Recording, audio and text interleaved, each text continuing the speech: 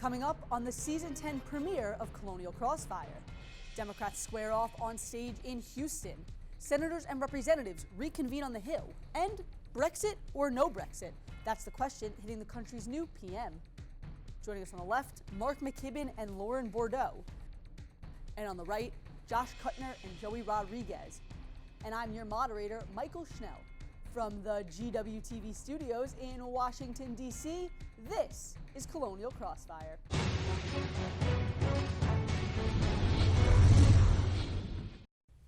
Hello, GW political junkies, and welcome to the 10th season of Colonial Crossfire. I hope you all had nice summers and that you followed the news coming out of D.C. because, well, apparently it just doesn't stop when we leave.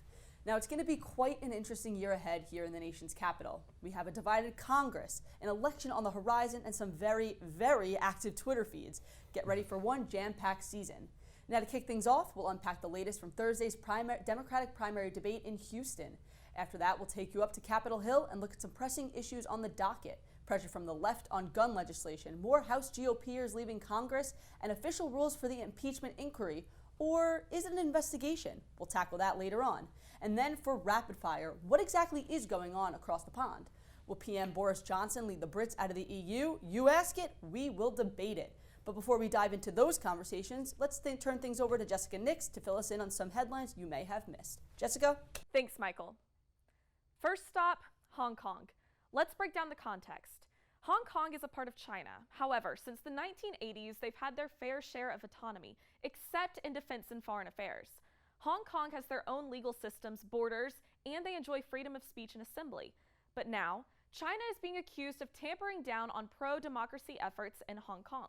In June, protests broke out over extradition plans for Hong Kong to leave mainland China. These protests are escalating to reflect the wider reform for democracy that Hong Kong citizens want. So far, 14 weeks of clashes have ensued with no end in sight. President Trump has canceled secret plans to meet with the Taliban at Camp David days before the 18th anniversary of 9/11. In 2016, Trump promised to pull all U.S. soldiers out of Afghanistan, and the talks with the Taliban are seen as the first step in completing that promise. If the United States is to leave Afghanistan, a deal with the Taliban will likely ensue. Trump has stated that talks ended after learning a U.S. soldier was killed by the Taliban in Kabul. So what's next? If Trump pulls troops out of Afghanistan, there's fear that international terrorism will increase. National Security Advisor John Bolton is out of the Trump team as of Tuesday, September 10th. In a series of tweets from the president, Trump said Monday night that he told Bolton his services were no longer needed, with Bolton responding on Twitter that he offered to resign. Bolton was Trump's third national security advisor. That's all from the headlines. Back to you, Michael. Thanks, Jessica. Weeks of preparation for a 3-hour debate night. Question is, who were the winners? The losers? Do we have any breakout moments? Our student panel is here to discuss this and more. On the left, Mark McKibbon, a junior from Sacramento, California, majoring in political communication. Mark is a former intern in the chair's office at the Democratic National Committee.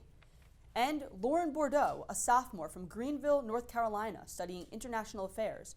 Lauren is the president of the GW College Democrats, and she happens to be the first black president of the organization. And on the right, Josh Kuttner, a junior from Somerset, New Jersey, majoring in political science. Josh is currently the director of public affairs at the GW College Republicans. And Joey Rodriguez, a junior from Dallas, Texas, majoring in political science and psychology. Joey is the director of public relations for the GW College Republicans and a press assistant for the House Foreign Affairs Committee. Thank you all for joining us this morning. Thank you. Thanks for having us. Last week marked the third Democratic debate in the 2020 election season, but this one was a little bit different, and it's for a couple of reasons. Now, A, it was long. I know that the other two sets of debates were long, but this one just felt really long. And B, there was only one night of debating, which means that C, all 10 candidates who qualified to be on stage stood together. All matchups were on the table. The progressive showdown between Senators Bernie Sanders and Elizabeth Warren, a rematch between Senator Kamala Harris and Vice President Joe Biden, and one many Americans have been waiting to see, the ideological clash, the middle versus the left, between Senator Warren and Vice President Biden. Talking points, they were memorized, facts were rehearsed, and political jabs were lined up as the top 10 candidates went head-to-head all together on the same stage for the first time this season. And boy, did they get through a lot of content, moving from social to international to economic issues. A lot of ground was covered. Now, since it was the Democratic debate, let's start off with a question about the direction of the Democratic Party. It's it's not new news that the Democratic Party is moving more to the left with more progressive ideals. We saw Senator Sanders, Senator Warren up there putting out progressive ideas. Is this the right way for the Democratic Party to move to achieve their goal of taking President Trump out of the presidency, but also their goal of just appeasing their constituents? Or do we think they're moving a little too much to the left to a point where they may not be able to return to that middle ground? Mark, what do you think? For the progressive candidates, Bernie Sanders and Elizabeth Warren, what encourages me particularly about them is that they have defined their candidacies by what they're for, not what they're against. They've articulated coherent policy visions, and I think, frankly, that's much more powerful than defining your candidacy by what you're against. So are you saying that people like Joe Biden in the middle, or somebody like Kamala Harris a little bit more to the middle, is not articulating their ideas and they're going by what they're against? No, I don't think that's true at all. I mean, I think, for example, John Hickenlooper, who's now no longer in the race, one of his slogans was "socialism is not the answer," and I don't think that was a good approach because he was defining his campaign by what he was against. However, I think vast majority of the candidates on that stage last night, it was encouraging to me that they were talking about what they were for. It's not just about being anti-Trump. They're articulating an alternative policy vision for America and talking about how they're going to make people's lives better day to day. Lauren, what do you think about the direction of your party? I do definitely think that is moving more left, and because you have people like us who weren't able to vote in 2016 who can vote now, and we're in college and we're learning so much, and that is inspiring us to be more left, and we are. And so we're pushing the party, which I think is very good because that forces them to see other ideas. Do I think it would necessarily win the election? I'm not sure, but I do know that we all need to stand behind each other no matter what. Josh?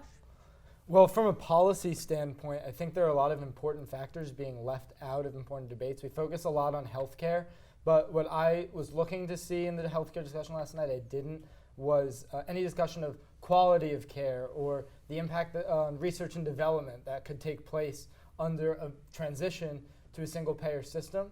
And if we're talking politically, no, I don't think it's wise. I think that the old mantra that elections are won in the middle does hold true. I think that the presidency runs through the Midwest, and I think while Sanders does have some appeal to voters there, I personally, after having spoken to people in that region, I don't see how you're going to be able to take back the White House from President Trump by moving further and farther from the ideological core of the country. Joey, anything to add? Yeah, I think the Democratic Party is moving a lot more to the left. This happens from decades to decades. You know, policies that were considered extremely progressive end up being the mainstream decades in the future. So I think that debates like this one that were extremely long, but I think they're extremely important because it allows people that are in the Midwest that don't really have a candidate maybe that they see that represents them, except for maybe Joe or Pete. This is an extremely important time for them to be able to decide who they think is best to represent them if they're a part of the Democratic Party. And so when we're talking, you said that Kamala Harris is a little bit more to the middle, and I sort of disagree with that. She's like the third most progressive Democrat in the Senate. And then after Joe Biden, you also have the other two most progressive Democrats in the Senate, Bernie Sanders and Elizabeth Warren, right? So I think that the top Democrats right now, it's a race for like, what is the Democratic Party running for, and what do they want? Who do they want to beat Donald Trump? And right now, I think the best person among those people in the Midwest, I think Joe Biden is the choice for them, as opposed to the more progressive Democrats that we see. So another topic I want to bring up that was spoken about in the debate was the issue of Afghanistan. Now, as we noted in the headlines last week, President Trump rescinded an invitation for the Taliban to come visit Camp David to discuss how to pull troops out of Afghanistan. A lot of the candidates on stage last week said that it's not necessary for her to have talks with the Taliban to pull our military men and women out of war. Do you agree with that? Josh, we'll go to you first. Well, you know, I'm not in the backstage deliberation, so we don't have access to all the information that the commander-in-chief is looking at. Personally, I just don't think it's great optics to invite the Taliban here to Camp David, personally, but I'm not privy to all the information they are. Yeah. Okay, fair enough. Lauren, your thoughts? I don't think that it's necessarily that good, since if we invite the Taliban to Camp David, because that's not helping our security. It's not helping the security of Afghanistan, and so that creates instability, and that's not the whole point of bringing our troops home and hoping to redo our military and help rebuild Afghanistan in a different way that's not involving the Taliban. Joey, I want to bring the question back a little bit more about the wider picture. Do you think the talks are necessary? And that maybe it wasn't right to do the talks during the week of 9/11 and bring the Taliban to Camp David, but the wider conversation, the greater topic here, do you think that talks are necessary with the Taliban to take our troops out of Afghanistan? You know, I'm not too sure about that. When I first saw the headline, Donald Trump wanting to meet with Taliban at Camp David, I was pretty shocked. I was like, why is he meeting with the Taliban? These were part of the big bad guys, Al Qaeda as well, back in the day, and so I was wondering why. So no, I don't think that we need to talk to the Taliban to figure out what we need to do to bring our troops home. But also part of the debate question was that when troops were taken away from Afghanistan and brought back home, obviously ISIS was able to spring up and take over a lot of land, and so what is the right direction to go about bringing our troops home while making sure that no one is like ISIS is able to Mark, I want to bring get you in back on up this again. topic. What do you think? I mean, Michael, let's be clear about why this didn't work out. Donald Trump wanted a photo op of him signing the peace deal with the Taliban at Camp David. And he pulled out because the Taliban were not going to give him that photo op. So it's very clear to me that Donald Trump is more concerned with him getting credit for everything than he is with actually brokering peace with the Taliban. Josh, Now, I'm just going to, Josh, if you want to jump in. I don't quickly. know 100% that Donald Trump is, overly eager to pose for a photo op with the Taliban. But what I do think it's important to recognize is that this president has been willing to discuss, negotiate with our adversaries in ways that past people haven't. We saw that with the summit with North Korea, the chairman Kim Jong-un.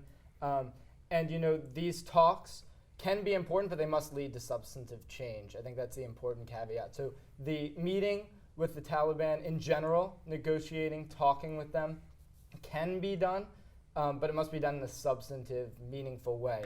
I want to move on to another topic that was a big part of the debate last week, healthcare. So according to the Census Bureau numbers, the number of uninsured Americans increased by 2 million this year. That's the first increase the survey has reported since 2009. Now, of course, healthcare was a big topic at the debate. So it seems as though there are two sides to the healthcare debate within the Democratic Party. There are the members who want to have just a public option, and then there are members who want to offer a public option, but also allow Americans to be able to use those private insurers and have their doctors that they would prefer rather than going onto the public option. Why isn't the choice okay? It seems like the choice would be the best of both worlds for those who want to buy in or opt into the public option, and for those who want to keep their private doctors. So what's the debate here? Why is the debate here? And what do you think is the most convincing argument? Lauren, we'll go to you first. So I think that the issue is with having a public and a private system is that you have to uphold both to the same standards, and that requires more money. And some people who believe that they shouldn't pay into the public option because that's not supporting them, they won't want to do it. And so you have a lot of divide between that. And so I definitely think it's between the standard. But why can't Americans choose? If they want to buy into the public option, they can. If they want to keep their private insurer, they can. If they want to keep their doctor, they can. I like Pete Buttigieg said last night, like he trusts the American people. I trust the American people. I just think that it gives all of us a greater access to health care when we have only one option, hopefully being the public option. But I do understand choosing, but I'd rather have a public option with everybody paying in, so then it's the same quality of health care for everyone instead of people having health inequalities. Josh, you're shaking your head. Tell me why. Well, I just think it's important as a fundamental principle that we allow for Americans for the freedom to choose in the marketplace, what healthcare provider they'd like to have. And once again, like I pointed out earlier, a piece that's missing of this is the quality of care. If we switch to a single-payer system, from the studies I've seen, that would greatly hurt our research and development, which has helped to propel healthcare really globally. And also, when we talk about providing a choice, we're not saying that the system is perfect right now. Certainly not. There's certainly many things that need to be improved. But we can look at things like middlemen, like pharmacy benefits managers who have helped contribute to the overwhelming rise in healthcare costs overall. I want to backtrack a little bit quickly. You Yeah. say that you want the American people to have the right to choose. Is that the right to choose their own private doctor within their private insurer, or is that the right to choose if they want to buy in or opt into a public option, or if they want to keep that private insurer? I believe as a general principle, if you're going to go the way the Democrats seem to, right, just looking at it from that stance, you have to have an option of some sort. I don't think it's right to say everyone must pay into the single payer system, and we're going to take, was the number used last night, or last week, was 149 million Americans off their private plans. I think it's putting way too much faith in the government that it will be able to efficiently run the entire nation's healthcare system. Mark, what do you think? There is no meaningful purpose for private insurance. There's absolutely none. As Elizabeth Warren said last night, no one likes their insurance company. They like their doctor, they like their hospital, and that will all stay under a single payer system. So there's no purpose for private insurance. Now, Why is there no purpose for private insurance? because private insurance doesn't actually provide care. Private insurance is a middleman. They do administrative tasks, and that money could be funneled into direct care for patients rather than paying private insurance companies a premium. And so I think, but the question of what is actually going to get passed post-2020, assuming Democrats take the House, the Senate, and the presidency, is the reality is that I don't think there are the votes for the elimination of private insurance. So my position is that Democrats should pass the most progressive plan possible. And in order to do that, they need to eliminate the legislative filibuster. It is ridiculous that Bernie Sanders is proposing a single-payer healthcare system, and yet he refuses to support eliminating the legislative filibuster. That needs to happen. Really quickly, in your opinion, what do you think is the most progressive plan that could be passed through this Congress?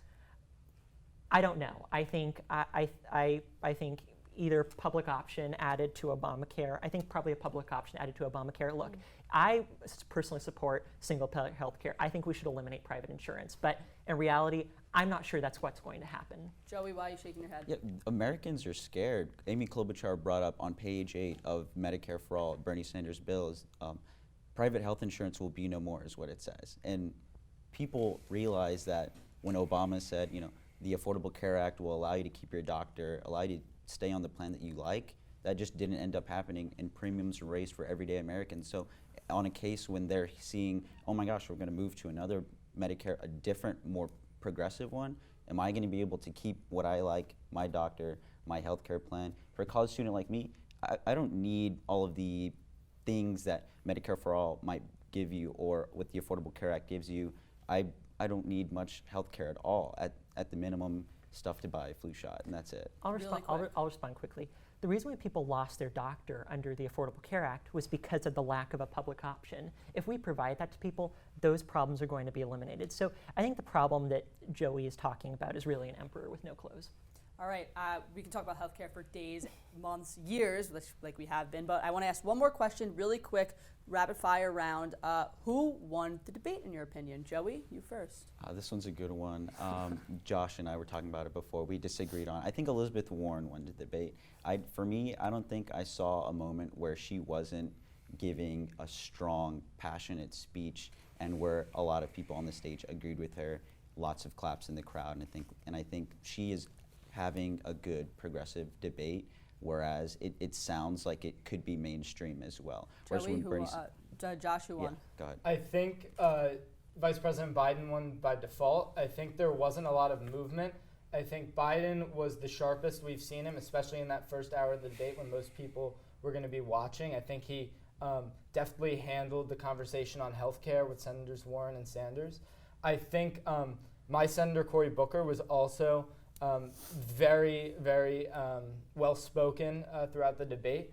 How much it matters given where he's at in the polls, I'm not sure. But those were the two that struck me as that I was most impressed by. Lauren, who took home the win? I definitely think Senator Warren did, because besides her policies being amazing, she also held her own, and she wasn't attacking people like we saw last night with Julian Castro. And so she did it in a very elegant and eloquent way. Mark, finish it off. Yeah, I don't know if I have a single winner. I thought Joe Biden did very well. He reminded people why they liked Joe Biden. I thought Pete Buttigieg did very well discussing his policy plans in his past. I thought Beto O'Rourke had a really good standout moment with his gun violence answer. And I loved Elizabeth Warren's performance because everyone knows Elizabeth Warren's how. They know how she's going to implement the policies, but I think she did a really good job last night of articulating her why, her background, why she's so passionate about the issues she's passionate about. And that made me tear up a couple times in the debate when she talked personally. Fair enough. I see more 2020 conversation in our future. That's one thing for sure. But we'll have to end the conversation there. After this, we'll make our way up to Capitol Hill and we'll break down some pressing and pretty controversial issues on the agenda. Stay tuned.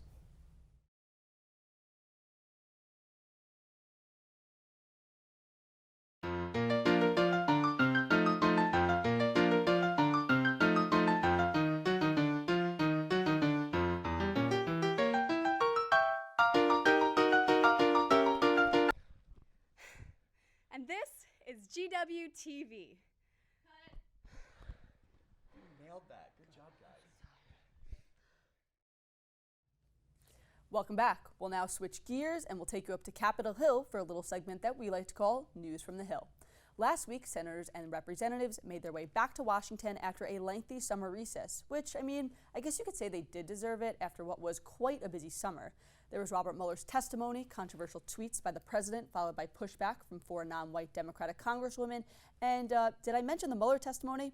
But now that the summer is over, our congressmen and women were thrown right into action with a laundry list of issues to take up. There's pressure on Majority Leader Mitch McConnell to make a move on gun control measures following the 2 massacres this summer in El Paso, Texas and Dayton, Ohio. There's impeachment. Just recently, House Democrats agreed on rules as more caucus members are calling for impeachment. And the list of GOPers not seeking re-election in Congress, it's growing. We're up to 13 House members now with the expectation of more to come. So why exactly are so many Republicans leaving Congress? There's no clear answer. Something we do know is that there is a lot to unpack here, so we'll get started. We'll kick things off with a question about gun control measures. And I'm going to start by talking a little bit about a poll. In a recent NPR, PBS NewsHour, and Marist poll on the subject of background checks, who wants background checks? 83% of the voters polled said they want background checks. Now, 77% of gun owners polled said they want background checks.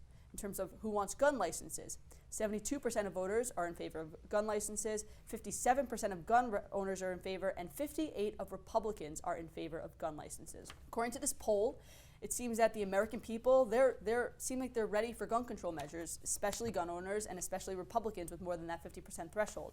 So I guess the question is, why have Mitch McConnell, why have the president been so slow to move on this order if the American people seem like they're pretty ready for it? Joey, we'll go to you first. Yeah, sure. So I'm from Texas, so obviously the gun culture is really big there from the South. I think it's sort of like a false premise that Republicans aren't representing their constituency. Like you said, it's only half of Republicans, and especially if you talk to Republicans in the South, no, they don't want this kind of gun control measures. Those would be people, probably Republicans in California, gun owners there, or people in the north. When you say these kinds of gun control measures, which ones are you specifically talking about? Sure, like licensing. I think that's much more controversial than universal background checks because federally licensed firearm dealers, they already have to do mandatory background checks. So it's not like there are just no background checks happening in the first place. I don't want criminals to be able to have guns, especially if it's like a dangerous offense. No right in the Constitution is absolute. What we're talking about here is what is a reasonable regulation of those rights. What is that reasonable? So yeah, sure. So universal background checks, I think that's something that a lot of people can agree on, and for the most part of gun purchases, that is what's going to happen. So so you say that you think background checks are reasonable. So there's a bill on background checks in Congress. Why hasn't it moved quicker? Especially you say you're from Texas, especially after the El Paso massacre. So the reason why that's the bill in the Senate is different is that's for gun shows and other places that aren't federally licensed firearm dealers. And so that. So you're saying background checks for federally licensed dealers. Yeah, I'm not sure where I stand on that issue yet, and so I think it's something that needs to be debated at the very least. Josh, you seem like you wanted to jump in. Well, sure. I think we're missing an important part of the conversation. So Republicans have not done nothing on this issue. Certainly, there's room to improve. They've been slow recently. There's room to improve, but there is a background check system in place for those federally licensed dealers, and the Fix NICS bill to more fully fund that background check system was passed by the Republican Congress in the 115th Congress and signed into law by President Trump. However, this bill, like we've been saying, deals with not federally licensed dealers. Personally, I'm not 100% sure where I stand on this issue. My former boss, Brian Fitzpatrick, was one of the 8 Republican House members to vote for the bill. But I also hear those concerns with people. He's from Texas, I'm from New Jersey. I'm not as familiar with how normal it is to lend your gun to your friend, things like that we've seen concerns raised about on the right. But I think it's important we discuss the bill and we bring it to the floor for debate, at least. Lauren, what are your thoughts here? I definitely think, like going back to the first part of the question, that it's just Trump not wanting to lose a base. Trump not wanting to lose his base. So that's why they've been really slow to move on it. But of course I support this bill because I don't know how many massacres it takes for people to realize that not only is gun violence something that just occurs in spurts, but this is every day. This is systematic. So let me ask you something. I think something that the Democrats are struggling with is they keep putting bills through the House and they keep being stalled in the Senate. What do you think Democrats can do to get this legislation that they so very want passed through, and that clearly more than half of Americans want to see passed through as well? What do you think the move is, the strategic move is for your party leaders? I think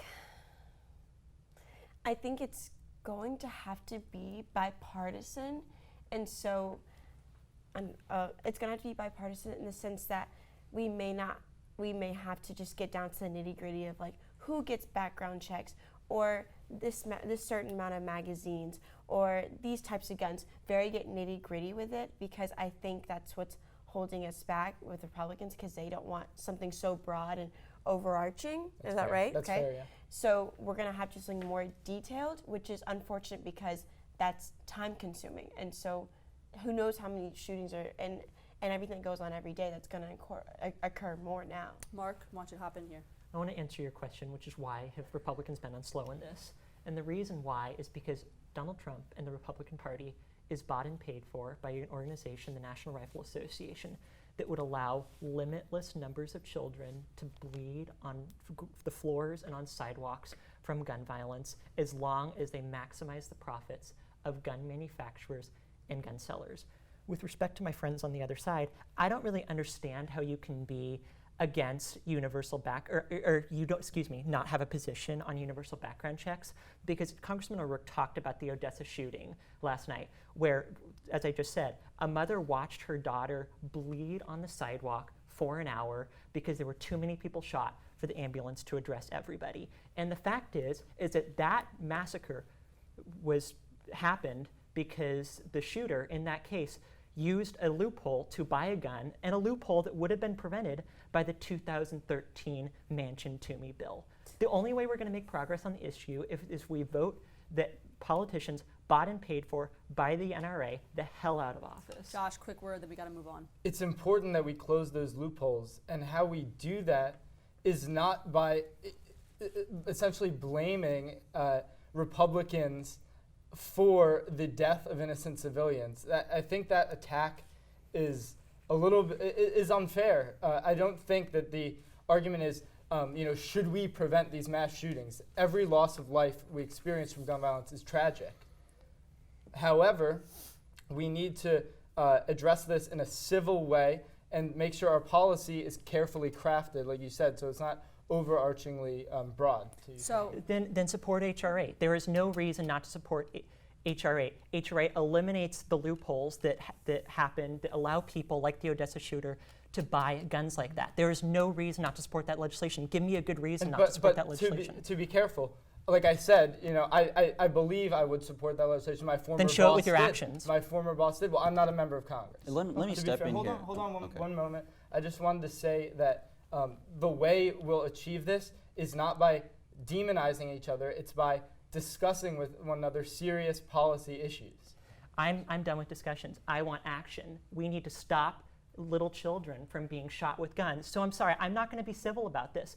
I want to vote politicians out of office who have refused to stop blood being spilled. It is a human right not to get shot. And yes, I will be bullish about human rights because that is what I believe and that is what this country was founded on. I want to move on. We can talk a lot about gun control, but we have to move on to the issue of impeachment. Speaker Pelosi, she's been in the middle of this issue. She hasn't called for impeachment, but she hasn't said she's fully against it. She's really just stayed in that middle area. So young politicians here, I want to ask what you think the right strategy is, the right way to go about this is. So we'll go to the Republicans first. Would you rather see the speaker stay in the middle, would you rather see the speaker come out against impeachment, which could cause a cleavage within the Republican Party? She could alienate those people who don't want impeachment, but she could please those who do want impeachment.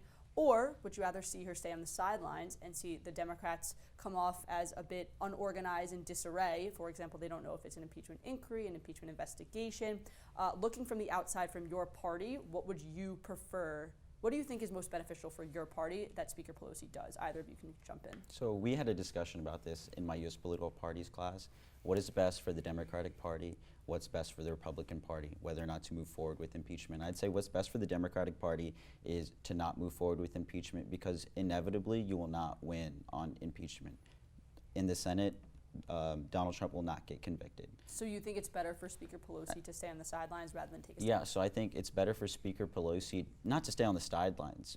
She should be speaking stay on about the sidelines in terms of not making a I think stand. she should just move forward with allowing her base, the Democratic Party, to do whatever investigation they want to do, but moving forward with the articles of impeachment, and then moving forward if he is impeached, then in the Senate they won't win. So it's not a good move for Democrats because it's just when Bill Clinton was impeached, not convicted in the Senate, obviously he moved forward and his approval ratings were in the 70s. Lauren, I want to ask you a question now. I want to ask you on the same topic. Would you rather see Speaker Pelosi take a stance, possibly alienate half of the Democratic Party, or would you rather her still not take that stance, not cause that cleavage, but still see this sort of illusion of disarray and disorganization within the party?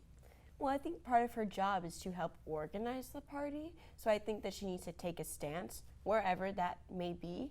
But I do think just the process of impeachment is very complicated, and what we have to do with Trump, there's so many things. I mean, well, let me just go back for a second. Would you rather? So you're saying that you'd rather see her take a stance to have the illusion of looking organized, but then again, isn't her job as the leader of the party to lead the main idea of the party and the general consensus of the party? So do you think it's a bit unfair for her to take a stance when she knows that half of her base doesn't agree with that stance?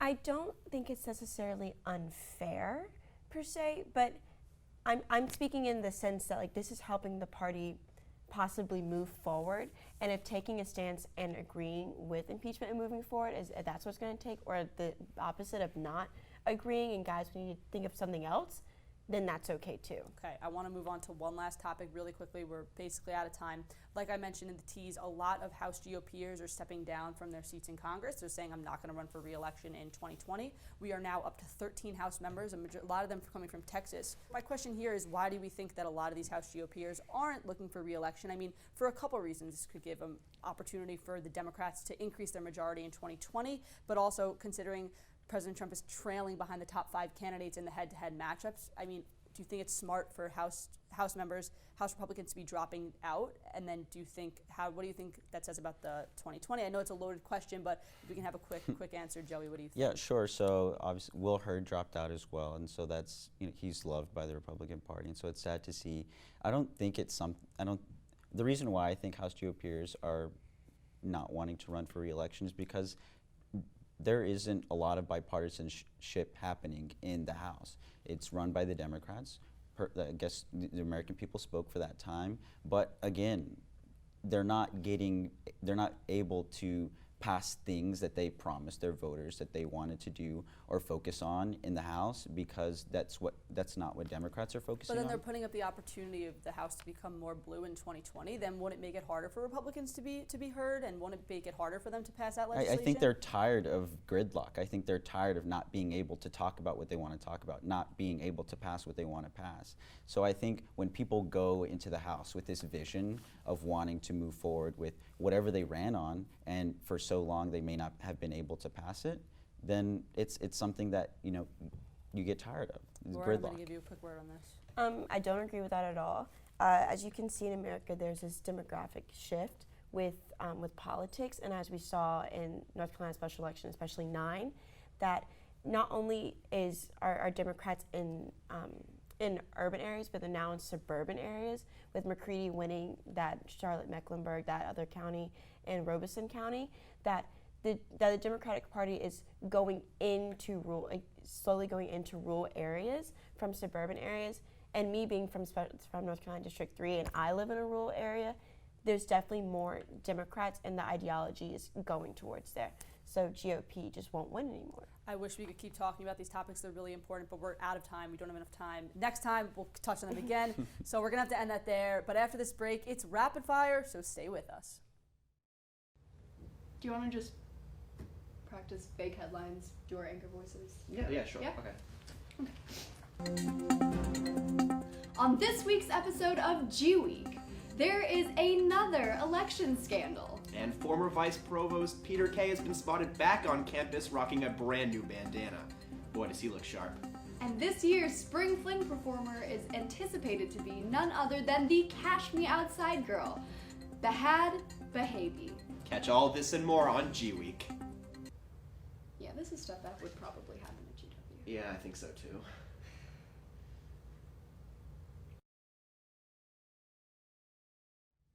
Our panel joins us now again for rapid fire, some quick answers to some quick questions. And the first topic we have on our list is Brexit.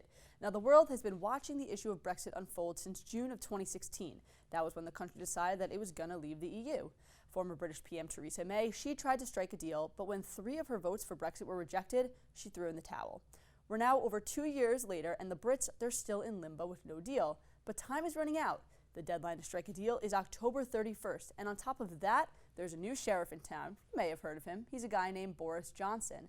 Now, Johnson has vowed to deliver on Brexit. In fact, according to The Guardian, he said he would rather, quote, die in a ditch than ask the EU for another extension on the end of the month deadline. So I guess the question is, what are your predictions? Like I said, we've been watching the issue of Brexit ebb and flow and grow over the years, so the deadline is approaching, and it seems like it's a pretty hard deadline this time. There are so many possibilities. Will we see an extension? Will we see a deal struck between Britain and the EU? Will we see a no-deal Brexit? I mean, so much can happen. Mark, what are your predictions? Michael, a no-deal Brexit really scares me. I think it will usher in unlimited, unknown amounts of suffering in terms of food being delayed, medical supplies being delayed. So the fact that Boris Johnson is using what I think is unconstitutional means by British law to pursue a no-deal Brexit is incredibly concerning. Lauren? Well, I think the future of not just Great Britain but Europe is at stake, because Great Britain is a great contributor to the EU.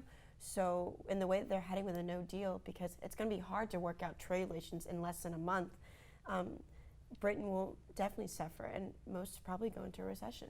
Josh? I won't pretend to be an expert on British politics, definitely. My guess is as good as any. It seems like, though, that Boris Johnson is really dead set, as he just described his quote. It was some quote. On Brexit one way or another. My big takeaway from it, though, is this shows us really kind of the irresponsibility of governing by referenda and the dangerous outcomes that can come. Joey? Yeah, this one's a tough one. I'm a big fan of watching House of Commons live streams and highlights on YouTube. Is that like C-SPAN for Britain? Yeah. Essentially, it's More really entertaining. it's very entertaining debate. There are Conservative Party members just leaving during the debate while Boris Johnson is speaking to the other side, and so this is a House of Commons in not in agreeing on anything right now, and I think a no-deal Brexit will eventually be bad. So I don't know where I stand on that, though. We did have a member of Congress, though, eating a bucket of fried chicken during a hearing once, so I don't know. We got to talk a little bit about the entertainment part. But anyway, we'll move on to the next topic. In a narrow victory, Republican Dan Bishop won the special election in North Carolina's 9th District, an election that was held after officials raised questions regarding the district's 2018 results, questions of Republicans committing voter fraud. Now, aside from that aspect, the numbers are what make this so interesting and so important. In 2016, President Trump carried this district, one with a population of over 750,000 people, by a large margin, nearly 12 points. Now, this time around, that margin shrunk, and it shrunk by a lot, and that's what's important here.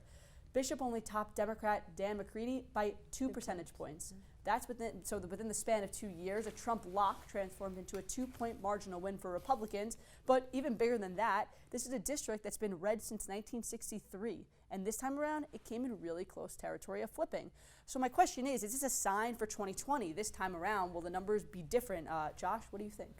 I think it's really hard to take a look at this race and say this is going to apply everywhere in 2020. Absolutely. Greater when you have idea. these one-off special elections, you have millions of dollars of outside spending pouring in that wouldn't otherwise have taken place because it was viewed as a bellwether by the media until Dan Bishop won. But I think what is certain is that both of these men, I think, would have made better members than Mark Harris. I think it was good that the people of North Carolina had another election to sort these things out. But bring it back to the question. This Trump won this by 12 points, and I know not as follow-ups, just to refocus the question a little bit. It went from being won by 12 points to being won by 2 points. What does that say? I think it says that this is a special election that's not indicative of national trends. I think North Carolina is holding strong. Fair enough. Lauren? I disagree. I think this shows how the GOP is losing suburban ground. And also with this special election, look what went into it. He had the second highest funded campaign. And not only did you have Trump go there to support him, but you had Pence, and also you had another top figure of the GOP. So it shows them almost scrambling, and I think this is the GOP realizing we need to reach out more, or something else is going to happen with 2020. Joey, does this say anything about the GOP or 2020? You know, I don't want to extrapolate this one election with so much money into it to the rest of the United States congressional elections. What I do want to say is what the House GOP, what the Senate GOP, and when these candidates are running need to focus on is what the Republican Party has done or what the Democratic Party has not done, things like that. And I think that's what people should focus on, and I think that those are important ideals to focus on, as opposed to focusing on just this one election and saying Republicans are losing in suburban districts. I don't think it's indicative Fair at all. point. Mark, last word. I mean, look, this loss sucked for Democrats. I read my Morrison and Faulkner reading from my class with a little bit more of a dampened heart after Dan McCready lost, so that's definitely true. I'm not going to make any statements about what it means for 2020. I think you have to take each race case by case basis, and yeah, this was disappointing. All right, we're now going to move on to a pretty interesting topic. So, some revelations were uncovered from Russia this past week. Now, according to CNN, the U.S. successfully extracted one of its top Russian spies in 2017 on concerns that his safety was in jeopardy. That spy was one of the U.S.'s key sources in Russia. The individual, who of course will remain unnamed, he has close ties to the Kremlin and had been on assignment for several years. But his safety, that's the main focus here. CNN reports that top U.S. officials were concerned that classified information was mishandled by the Trump administration, which could put the spy in danger. In May 2017, President Trump, he had discussed highly classified information with Russian Foreign Minister Sergei Lavrov and the Russian ambassador to the U.S. at the time, Sergei Kislyak. This was information about ISIS that had been provided by Israel. This leak of information was a concern to intelligence officials, which prompted the extraction of the spy. So the question here is, do you think President Trump had an effect and had a role in ousting this spy and his extraction? Do you think that he had a direct relation to this? It's just such an interesting topic and something we don't see every day and just in this realm. So I want to know what your thoughts are, Lauren. It is definitely complex. And I know when I was reading up on it, Russia released a statement that said, well, we extracted the spy because we didn't want to put the Trump administration at risk. And so I don't know if that at risk means outing him or means that he had some ties with it. I think that all of this involvement with Russia is very complicated, and it's unfortunate because there's so much gray area with the American people, and this doesn't put more trust into the president, and I don't trust him personally. Mark? I'm not going to pretend like I know what information the intelligence community has, because I don't. What I will say, though, is that, look, Donald Trump has shown repeatedly, time and again, that he has no respect for our intelligence agencies. He has repeatedly sided with Vladimir Putin about Russian interference in the elections over the consensus among the 17 intelligence agencies that Russia did interfere in this election. So I think it's disappointing, but it's not surprising, because Donald Trump will do anything to make his best friend, Vladimir Putin, more proud of him. Josh? Yeah, I think Mark was right in the part where he said that we're not privy to all the information the intelligence community is, so it's really hard to make an accurate assessment from the outside in. We've had a lot of reports come out in the past few years that haven't ended up materializing.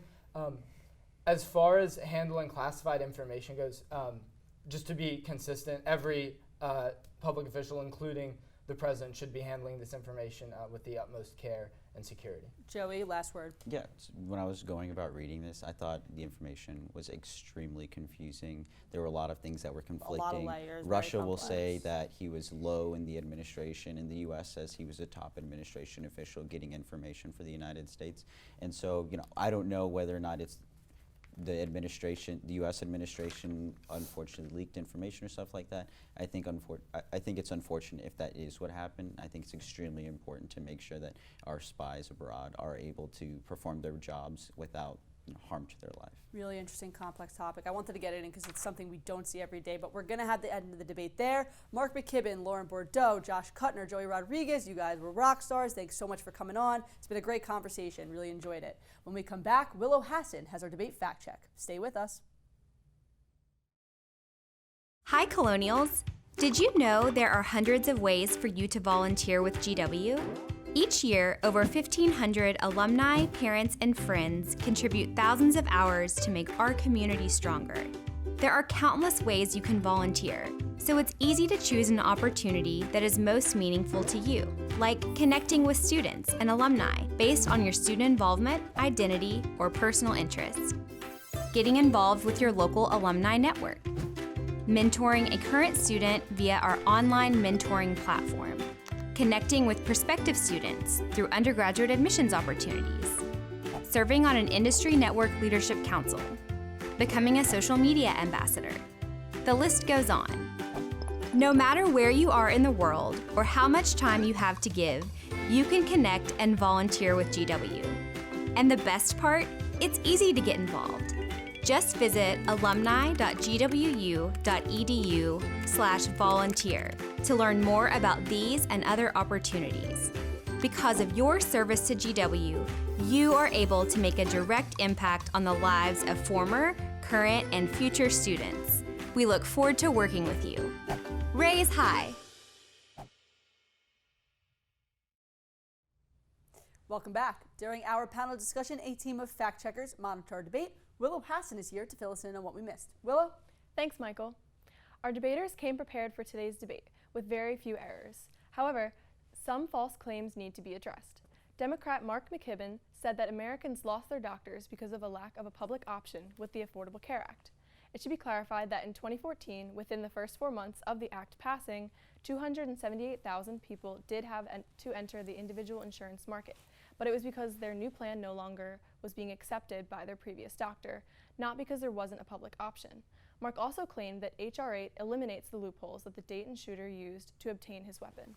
It is important to note that H.R. 8 is a background check bill. It doesn't affect loopholes. And for the record, the Politico, Washington Post, and an external investigation from BBC all showed that the Dayton shooter would have passed a background check if subject to one. Republican Joey Rodriguez claimed that there is a bill in the Senate for reform within gun shows and not for federally licensed gun owners. It is true that the bill mentioned, H.R. 8, does cover individual sales, trades, and gun show sales and does not cover federal license programs. However, this bill is being debated in the House and has not yet reached the Senate. That's all for the fact check team. Michael, back to you. Thanks, Willow. All right, well, that's the end of this episode of Colonial Crossfire and the kickoff of Season 10. 10 years of Colonial Crossfire. It's a big deal. It's a long time. Be sure to check us out online at www.gw-tv.com and follow us on Instagram and Twitter and like us on Facebook. And if you have strong political beliefs and you want to voice them to the GW community, please let us know. Reach out to the Crossfire team via email or social media. We'd love to have you on the show. For all of us here at GW TV, I'm Michael Schnell. Thanks for getting caught in the crossfire with us. We'll see you right back here next time.